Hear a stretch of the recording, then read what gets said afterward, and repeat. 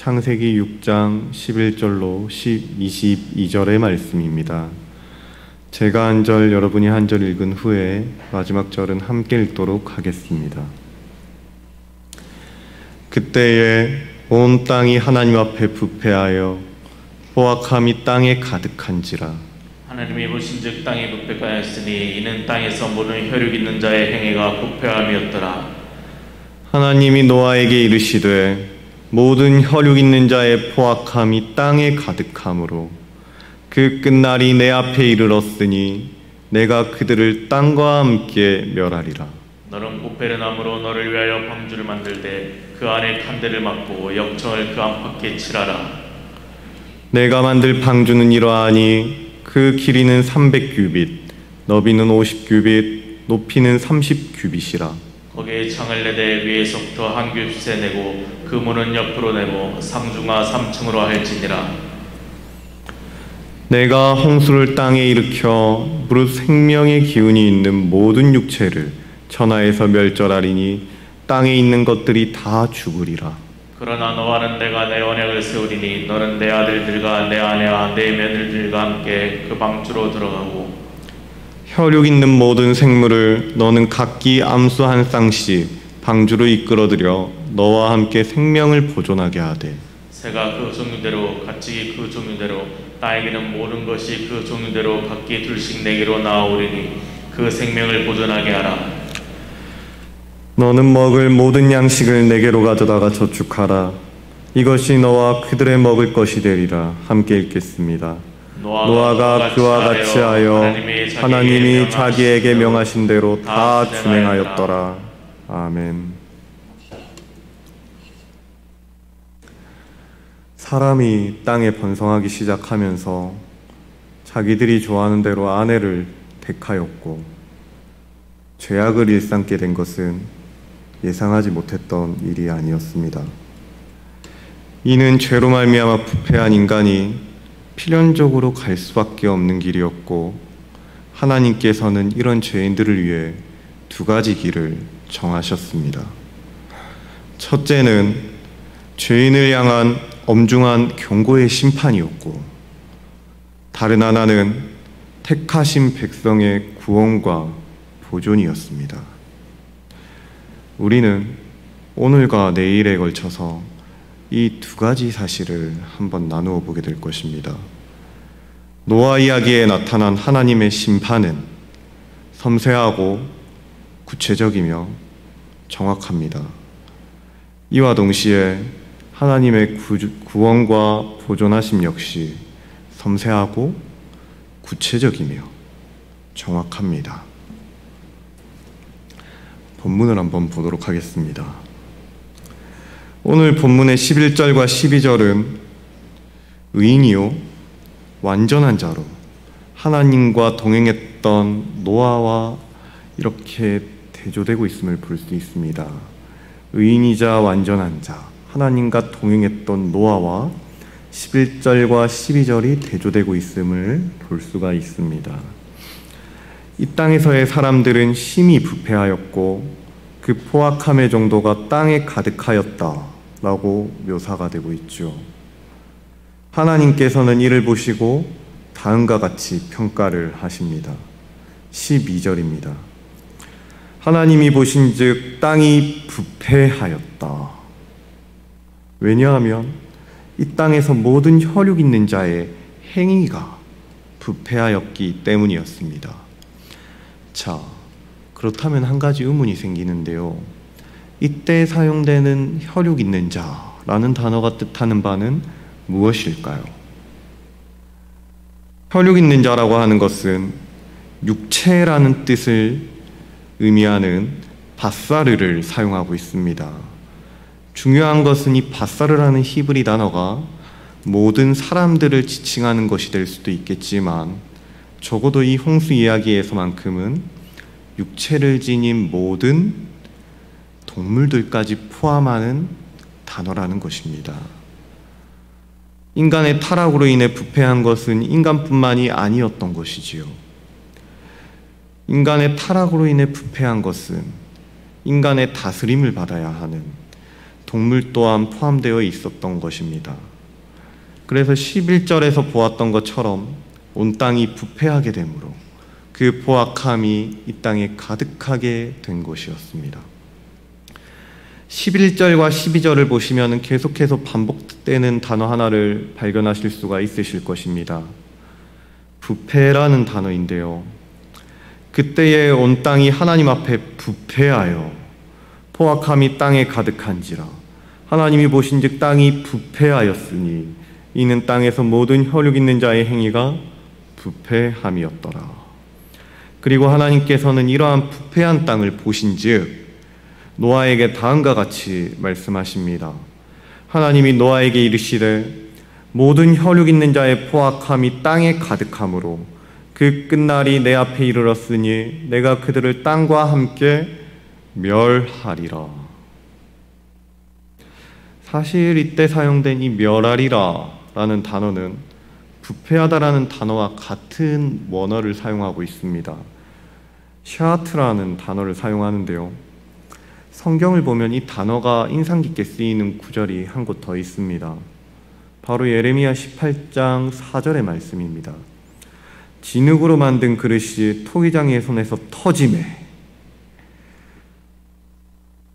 그가 그것으로 자기 의견에 좋은 대로 다른 그릇을 만들더라. 이때 사용되고 있는 터짐에 망쳐진 이런 단어를 뜻을 가지고 있는 단어가 샤트라는 동사를 사용하고 있습니다. 이는 토기장이의 손에서 망쳐진 진흙을 묘사하기 위해 사용된 단어인데요. 이 토기장이는 망쳐진 진흙으로 다른 그릇을 다시 만듭니다. 즉 본문은 천지를 창조하신 토기장이신 여호와 하나님께서 부패한 땅을 갈아엎으시고 다른 땅을 만들려 하시는 그림이다 라는 것입니다. 굉장히 무서운 그림이죠.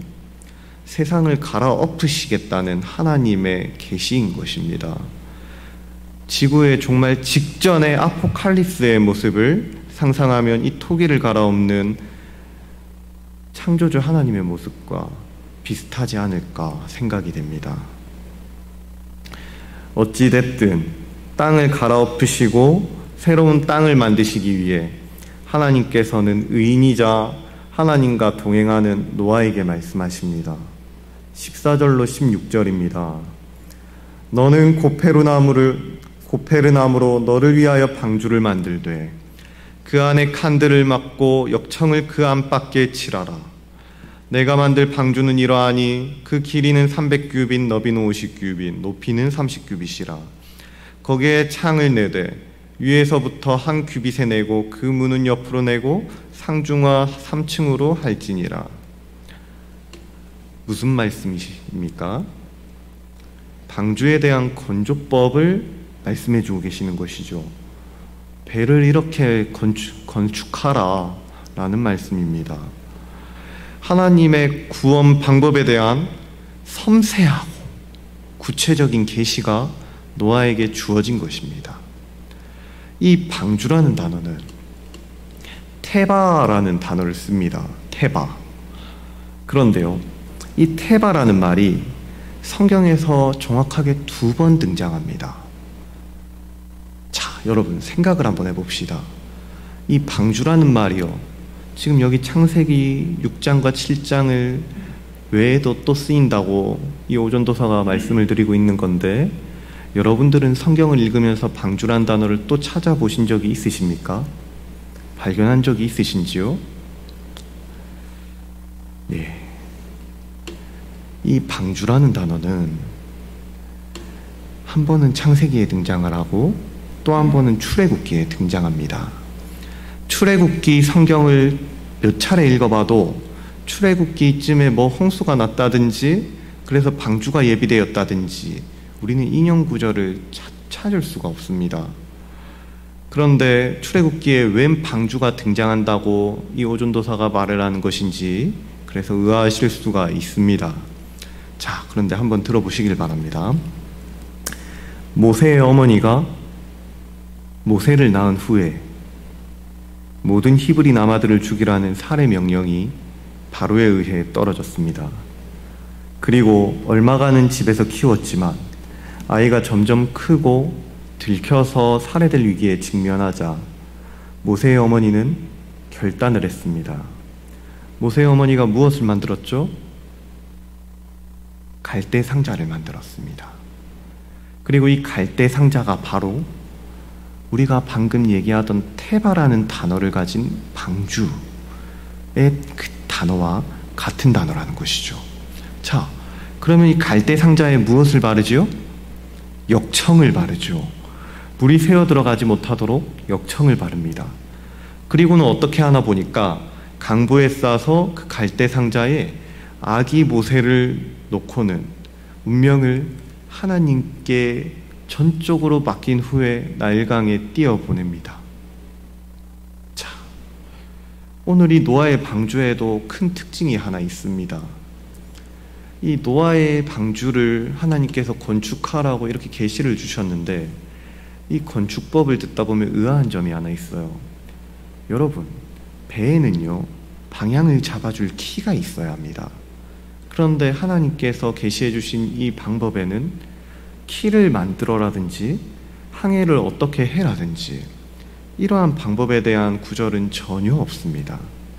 자, 이는 방주의 운명이 오롯이 하나님의 뜻에 달려있다는 것을 뜻합니다. 사랑하는 여러분, 우리도 가끔 그런 절대절명의 선택 앞에 내몰릴 때가 있습니다. 인생의 홍수 같은 일들이 막 들어닥칠 때가 있어요.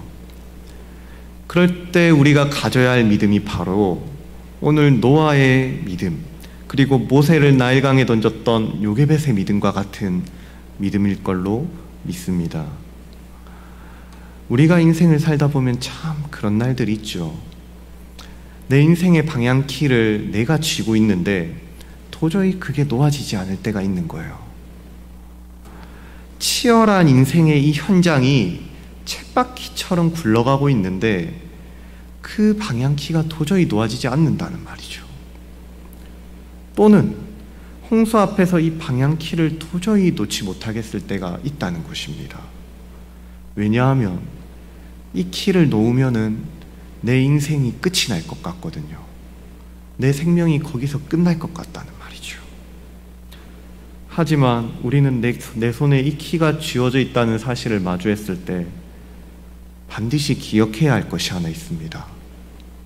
그것은 내 손에 쥐어진 이 배의 방향키를 믿음으로 놓는 것입니다. 그리고 하나님께 내어 맡기는 거예요. 하나님께 맡기는 것이죠. 하나님을 신뢰하는 것입니다. 우리가 보기에는 이 배에 방향키가 없으면 이 배는 언제 좌초될지 모르는 실패한 배처럼 보일 수가 있습니다. 우리 눈에는 그렇게 보인다는 말이죠. 왜냐하면 키가 없는 배는요, 작은 암초조차 피하지 못하고 좌초될 것이기 때문에 그렇습니다. 우리 눈에는 그렇게 보여요. 하지만 하나님께서는 키가 없는 배를 구원의 방주로 삼으셨습니다. 이것이 바로 오늘 저와 여러분들에게 요구되는 믿음인 것입니다. 하나님께서는 오늘 믿음의 배의 설계를 노아에게 명하셨고 이 자리에 모인 우리들에게도 명하고 계시는 것입니다. 자, 조금 더 보겠습니다. 17절로 20절의 말씀입니다. 이 구절은 언약을 기준으로, 무엇을 기준으로요? 언약을 기준으로 죽음과 생명이 강하게 대조되고 있음을 볼 수가 있습니다. 먼저 17절에서 하나님은 땅에 홍수를 일으켜 생명의 기운이 있는 모든 육체를 멸절하시겠다 하는데 땅에 있는 것들이 다 죽으리라 라고 말씀을 하십니다. 죽음을 얘기하는 것이죠. 이 땅에 있는 모든 것들의 죽음을 말씀하시는 것입니다. 그리고 18절에서 모든 혈육 있는 자에게 행하실 것과는 대조되는 언약을 세우시는데 그 언약이 무엇이냐 하니까 너는 너는, 노아에게 얘기하시는 것이죠. 너는 내 아들들과 내 아내와 내 며느리들과 함께 그 방주로 들어가고 혈육 있는 모든 생물을 너는 각기 암수 한 쌍씩 방주로 이끌어들여 너와 함께 생명을 보존하되, 새가 그 종류대로, 가축이 그 종류대로, 땅에 기는 모든 것이 그 종류대로 각기 둘씩 내게로 나아오리니 그 생명을 보존하게 하라. 생명을 보존하게 하라는 구원의 말씀인 것입니다. 17절에서 죽음을 말씀하고 계시다면 18절부터 20절까지는 언약을 세우심으로 생명을 보존하실 것을 말씀하고 계시는 것이죠. 믿음의 배는 생명을 보존하는 배가 될 것임을 말씀하고 계시는 것입니다. 그리고 노아의 자세가 어떻습니까? 22절입니다. 22절, 노아가 그와 같이 하여 하나님이 자기에게 명하신 대로 다 준행하였더라. 자, 하나님께서 21절까지 말씀을 하셨는데 그 뒤에 노아가 어떻게 하나님께 반문했다, 되물었다 이런 구절이 있습니까? 없습니다. 그리고 바로 22절이 나오는 거예요. 노아가 하나님이 자기에게 명하신 대로 다 준행하였더라. 자, 노아는 하나님의 말씀에 이런 방구하지 않은 채 하나님이 명하신 대로 다 준행한 것이죠. 하나님, 입에 왜 키를 만들어라는 계시는 없습니까?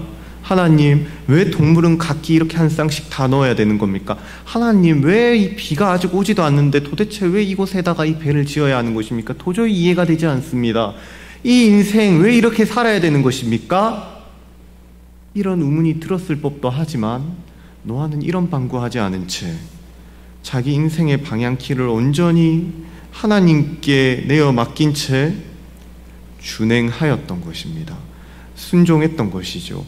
지금의 내 생각으로는 도저히 이해가 되지 않지만 하나님의 말씀 앞에 순종한 것입니다. 믿음으로 순종한 것입니다. 사랑하는 여러분, 오늘 우리에게도 이 말씀이 주어졌습니다. 우리에게는 복음이 주어졌지요. 때가 참에 우리 주 예수 그리스도께서 이 땅에 오셨고 성부 하나님께서 구원의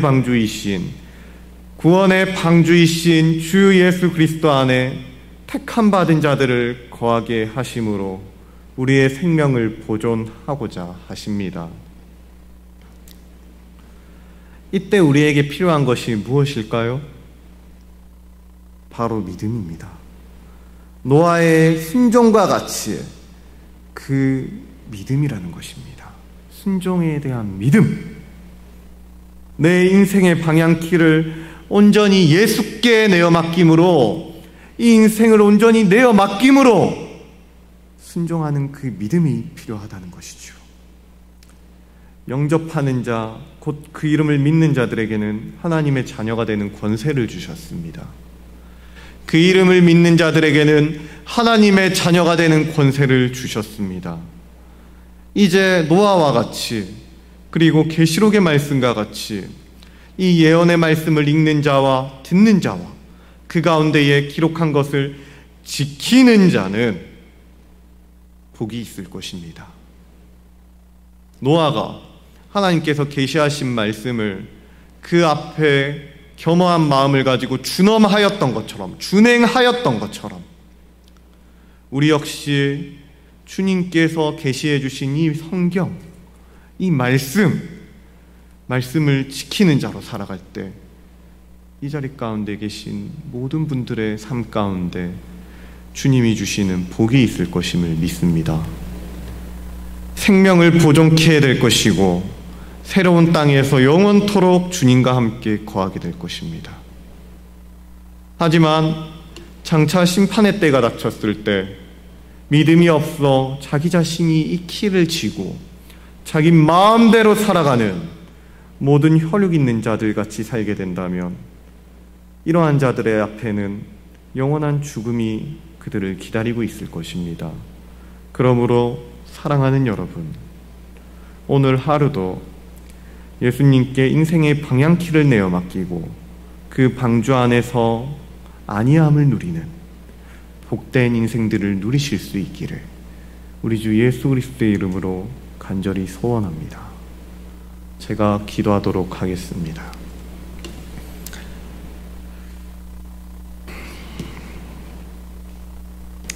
지극히 은혜로우시고 그 사랑이 풍성하신 주님 감사합니다.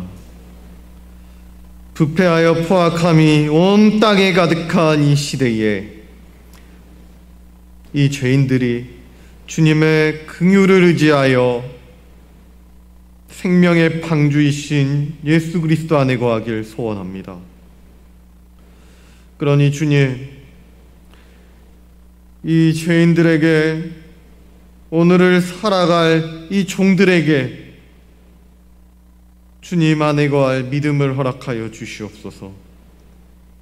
인생의 방향키를 주님께 온전히 내어 맡길 생명을 낳는 믿음을 허락하여 주시옵소서. 노아와 요게벳과 같이 나의 생명을 주님의 신실하신 언약에 내어 맡기는 복된 인생들이 되게 하여 주옵소서. 그리고 오늘도 이 은혜의 언약을 믿음으로 지키고 생명을 보존하는 주님의 백성들이 되게 하여 주시옵소서. 이 모든 것 생명의 주 예수 그리스도 이름으로 기도드리옵나이다. 아멘.